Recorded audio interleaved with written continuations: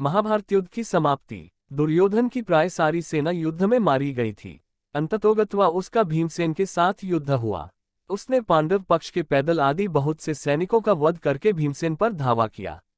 उस समय गदा से प्रहार करते हुए दुर्योधन के अन्य छोटे भाई भी भीमसेन के ही हाथ से मारे गए। अपने राजा दुर्योधन की ऐसी दशा देखकर और अपने पिता द्रोणाचार्य की मृत्यु का स्मरण कर अश्वत्थामा अधीर हो गया। छुपकर वह पांडवों के शिविर में पहुंचा और घोर कालरात्रि में कृपाचार्य तथा कृतवर्मा की सहायता से पांडवों के बचे हुए वीर महारथियों को मार डाला। केवल यही नहीं, उसने पांडवों के 5 पुत्रों के सिर भी अश्वत्थामा ने काट डाले। अश्वत्थामा के इस कुकर्म की सभी ने निंदा की, यहाँ तक कि दुर्योधन तक को भी यह अच्छा नहीं लगा। पुत्रों के हत्या से दुखी द्रौपदी विलाप करने लगी। उसके विलाप को सुनकर अर्जुन ने उस नीच कर्म हत्यारे ब्राह्मण के सिर को काट डालने की प्रतिज्ञा की। अर्जुन की प्रतिज्ञा सुन अश्वत्थामा भाग निकला। श्री कृष्ण को सारथी बनाकर एवं अपना गांडीव धनुष लेकर अर्जुन ने उसका पीछा किया। अश्वत्थामा को कहीं भी सुरक्षा नहीं मिली तो भय के कारण उसने अर्जुन पर ब्रह्मास्त्र का प्रयोग कर दिया। अश्वत्थामा ब्रह्मास्त्र को चलाना तो जानता था पर उसे लौटाना नहीं जानता था। उस अति प्रचंड तेजों में अग्नि को अपनी ओर आता देख अर्जुन ने श्री कृष्ण से विनती की, हे जनार्दन, आप ही इस त्रिगुणमयी सृष्टि को रचने वाले परमेश्वर हैं। सृष्टि के आदि और अंत में आप ही शेष रहते हैं। आप ही अपने भक्तजनों की रक्षा के लिए अवतार ग्रहण करते हैं। आप ही ब्रह्मा स्वरूप हो रचना करते हैं, आप ही विष्णु स्वरूप हो पालन करते हैं और आप ही रुद्र स्वरूप हो संहार करते हैं। आप ही बताइए कि यह प्रचंड अग्नि मेरी ओर कहां से आ रही है और इससे मेरी रक्षा कैसे होगी। श्री कृष्ण बोले, है अर्जुन, तुम्हारे भय से व्याकुल होकर अश्वत्थामा ने ये ब्रह्मास्त्र तुम पर छोड़ा है।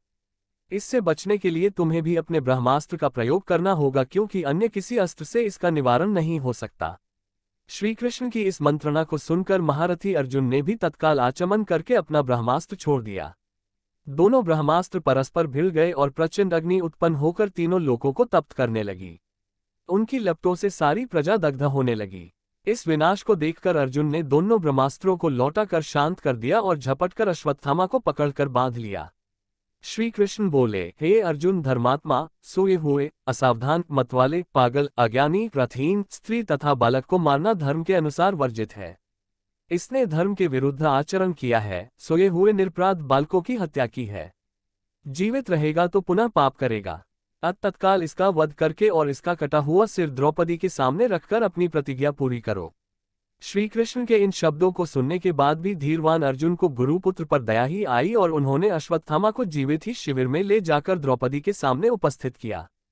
पशु की तरह बंधे हुए गुरुपुत्र को देखकर ममतामयी द्रौपदी का कोमल हृदय पिघल गया। उसने गुरुपुत्र को नमस्कार किया और उसे बंधन मुक्त करने के लिए अर्जुन से कहा, इनके वध करने से मेरे मृत पुत्र लौटकर तो नहीं आ सकते, अतः आप इन्हें मुक्त कर दीजिए।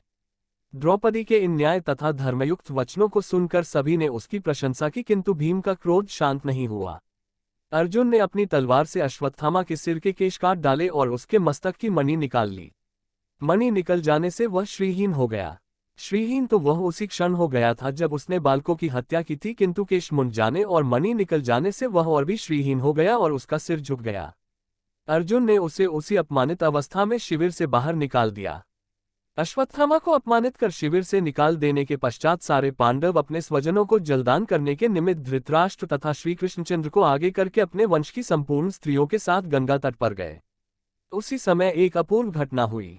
उन्होंने देखा कि उनकी वधू उत्तरा ने व्याकुल स्वर में कहा कि मुझे बचाओ, मेरी रक्षा करो, आप योग योगेश्वर हैं, देवताओं के भी देवता हैं, संसार की रक्षा करने वाले हैं, आप सर्वशक्तिमान हैं। ये देखिए, प्रज्वलित लोहे का बाण मेरे गर्भ को नष्ट न कर दे।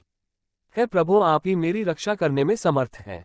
ऐसे कातर वचन सुनकर श्री कृष्ण तुरंत रथ से कूद पड़े और बोले कि अश्वत्थामा ने पांडव वंश को नष्ट करने के लिए फिर से ब्रह्मास्त्र का प्रयोग किया है, जिससे उत्तरा का गर्भ अत्यंत जलने लगा, परंतु श्री कृष्ण ने अपने तप से शिशु को पुनर्जीवित कर दिया।